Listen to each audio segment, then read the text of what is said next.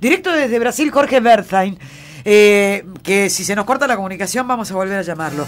Porque en realidad Jorge Wertheim es presidente de Sangari Argentina, una empresa que desarrolla metodologías educativas para que los estudiantes se acerquen al aprendizaje en las ciencias naturales.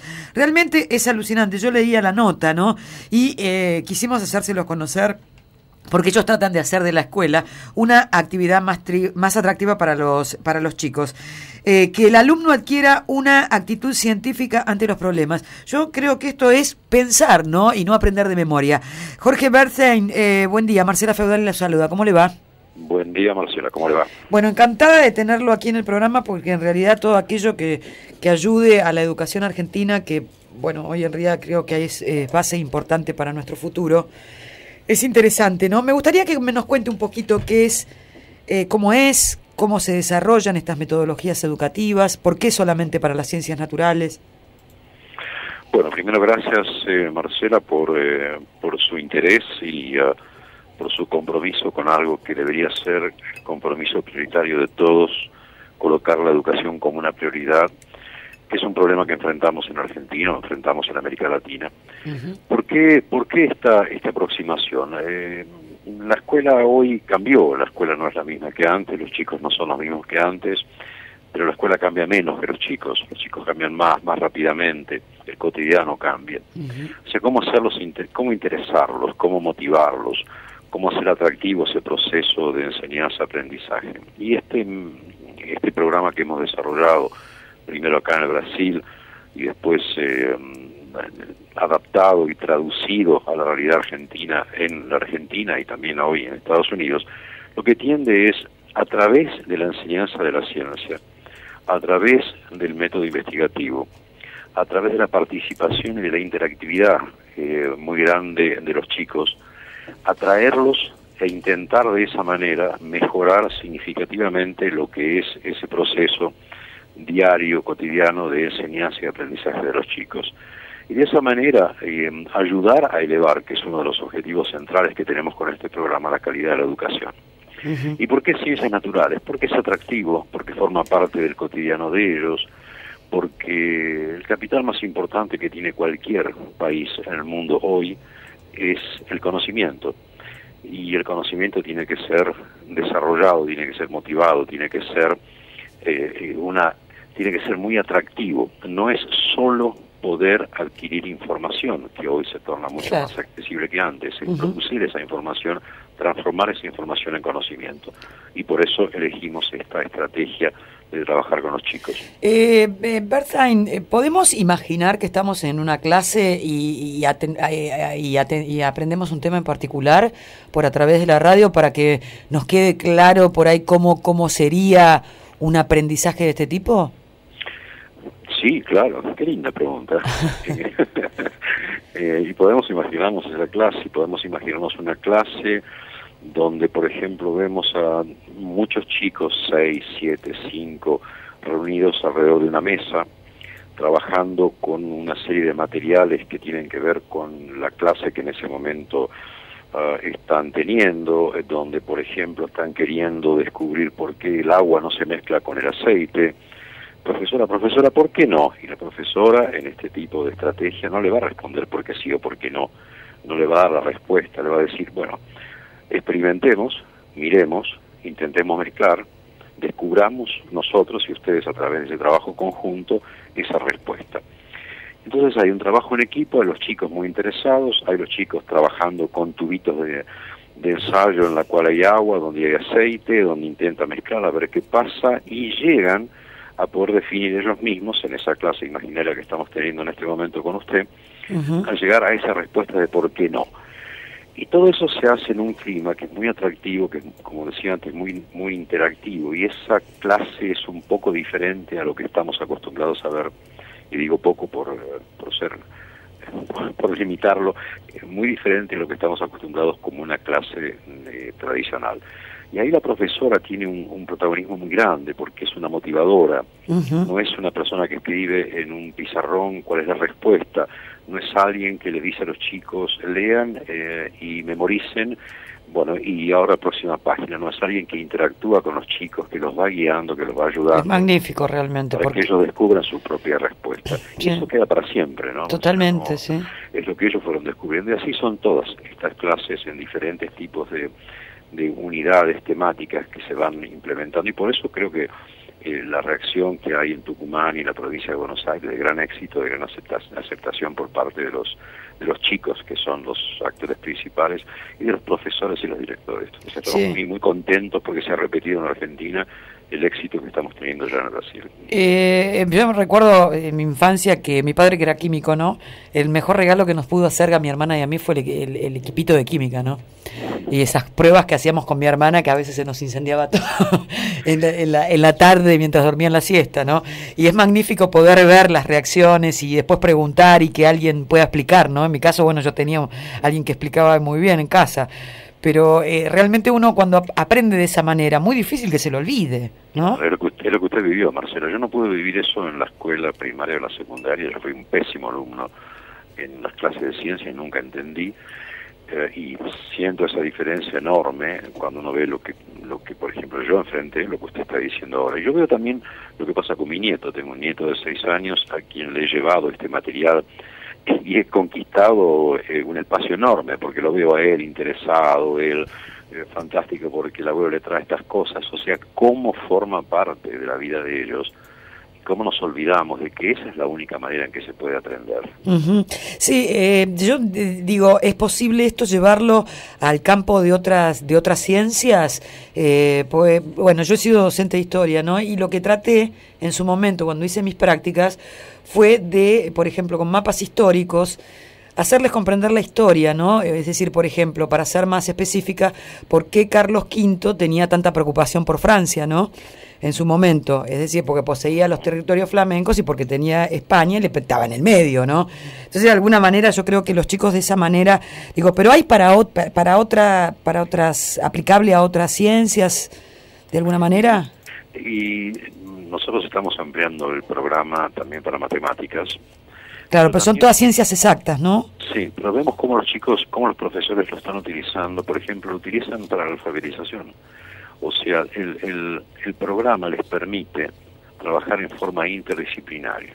Entonces, no es solamente, ni es el objetivo del programa que ellos aprendan ciencia, sino que a través de la enseñanza de la ciencia, ellos están practicando español, tienen que escribir un diario de ciencias, están practicando matemáticas porque tienen que sumar y restar, y eso está obviamente utilizado por la profesora con mucho criterio y con mucha libertad para que pueda en forma interdisciplinaria apoyarse en las otras materias. Y los profesores, que en las escuelas públicas en América Latina tienen una carencia enorme de material, como para poder trabajar esto que estamos hablando, lo están utilizando en el resto de las materias, y eso es importante. De esa manera respondo un poco parcialmente a su respuesta, pero la respuesta concreta es sí, claro que sí. Y lo que nosotros estamos haciendo con este programa es básicamente intentando cambiar la forma de enseñar y la forma de aprender. Y obviamente eso es extensivo a lo que usted decía en historia o a tantas otras materias que podrían trabajar de una forma más interactiva y más cerca de la realidad, y para los chicos, digamos, aprender más. Yo lo comentaba la vez pasada cuando estábamos hablando, no sé, de pedagogía acá, porque no sé con quién estábamos charlando y salió el tema. Yo cuando terminé mi ciclo pedagógico para poder dar clases, ¿no? Que, bueno, leí todas las teorías, Piaget, Paulo Freire, escuché todo, pasé por todo, ¿no? Pero digo, cuando yo tengo que hacer mis prácticas, tuve que ir a un colegio. Y para hacer lo que yo quería hacer tuve que pagarlo yo, porque los colegios no tenían la posibilidad de suministrarme ese dinero. Ok, bueno, uno lo hace. Y después cuando llegué al momento me dicen, pero nosotros no tenemos retroproyector, vas a tener que utilizar una computadora tuya para poder pasar tu material. Entonces digo, hay muchas veces que faltan los elementos en los colegios, y ahí es donde me parece que es el Estado el que debe intervenir, ¿no? Porque los profesores con su magro sueldo por ahí no pueden llevar adelante toda esta parafernalia de material, y por el otro lado el colegio no tiene los elementos para utilizarlos. No, sin duda que sí, es una responsabilidad además constitucional por parte del Estado, pero tampoco hay que dejarlo al Estado solo. Creo que esta es nosotros siempre debemos también, como en el sector empresarial o como sociedad civil como un todo, tenemos que ser corresponsables de este proceso educativo. Y creo que es una responsabilidad de todos y donde todos tienen que sumar. Ay, qué lástima, se nos cortó. Bueno, a ver si lo podemos... Yo sí. estoy escuchándola. Lo que pasa que nos anuncia que nos queda un minuto, así que si corta lo volvemos a llamar, así ya seguimos charlando tranquilos. Bueno, no, decías que tiene que ser una corresponsabilidad de todos y que además de tener esos instrumentos, tenemos que, en la formación de los profesores... Ahí está, se cortó. Bueno, a ver si podemos terminar bien la charla, porque eso nos anuncia, ¿no? Era una llamada internacional. Linda charla, ¿no? ¿Vos hiciste ciclo pedagógico, Lili? Sí, claro, cuando estudié educación física fueron 4 años. Pero vos sos profesora. Soy maestra, claro, y profesora. Claro, porque yo como licenciada no podía dar clases. No, tenés que tener la revalida. Porque para la gente que pregunta cuál es la diferencia entre un licenciado y un licenciado es para investigar, ¿no? Claro. En realidad es dedicado a la investigación, más que nada girado para ese lado, por eso hacemos seminarios de investigación, etcétera. No tienen tantos contenidos pedagógicos. No tiene contenidos pedagógicos. No tiene directamente no. Para ser profesor o seguís el profesorado o haces el ciclo pedagógico que se hace en muchas universidades.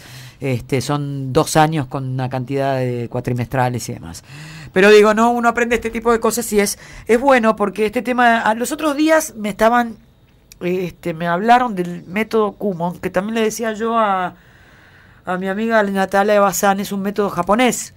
Que quiero entrevistar a alguien que me cuente qué es, porque dicen que es magnífico también, que han sacado adelante a muchos, y hay muchísimos sistemas educativos. Hay muchos métodos, muchísimos métodos. Pero en nuestro país.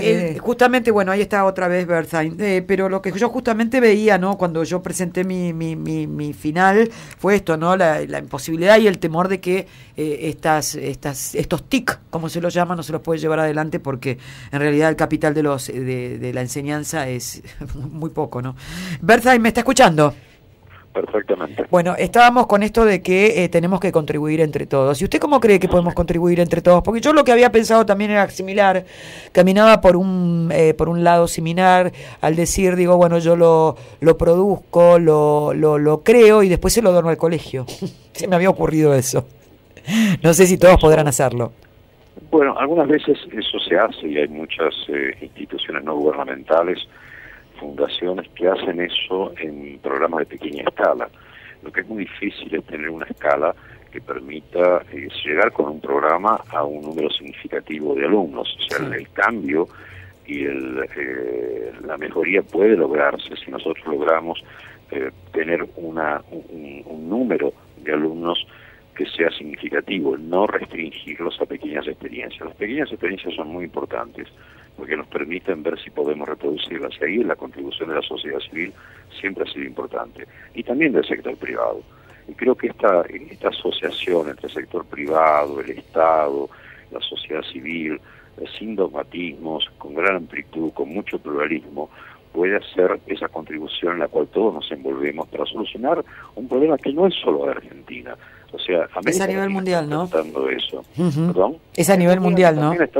Claro, y Estados Unidos se enfrenta a eso con gran preocupación, frente también al crecimiento y la mejoría significativa en algunos otros países asiáticos, donde también un país desarrollado como Estados Unidos o una región desarrollada como Europa está preocupada porque no está consiguiendo seguir ese ritmo. Mientras tanto, nosotros como región deberíamos estar muchísimo más preocupados porque estamos aún más lejos de eso. Sí, claro. Ahí estaba, cuando se cortó, Marcelo, yo para completar lo que la pregunta suya decía, tenemos que ayudar en la formación de los profesores. Sí, claro. O sea, la formación tiene que ser mucho mejor. Sí, sí. Es importante que ellos tengan computadoras en la escuela, pero es importante que cuando están haciendo su formación ellos tengan el acceso a la computadora, o sea, tengan clases de informática, sepan cómo poder usar ese instrumento que es tan importante, pero que también llegan a una escuela como profesores sin esa formación. Claro, lo que pasa es que muchas veces, el perfeccionamiento de un profesor, y ahí volvemos otra vez al inicio de la conversación, ¿no?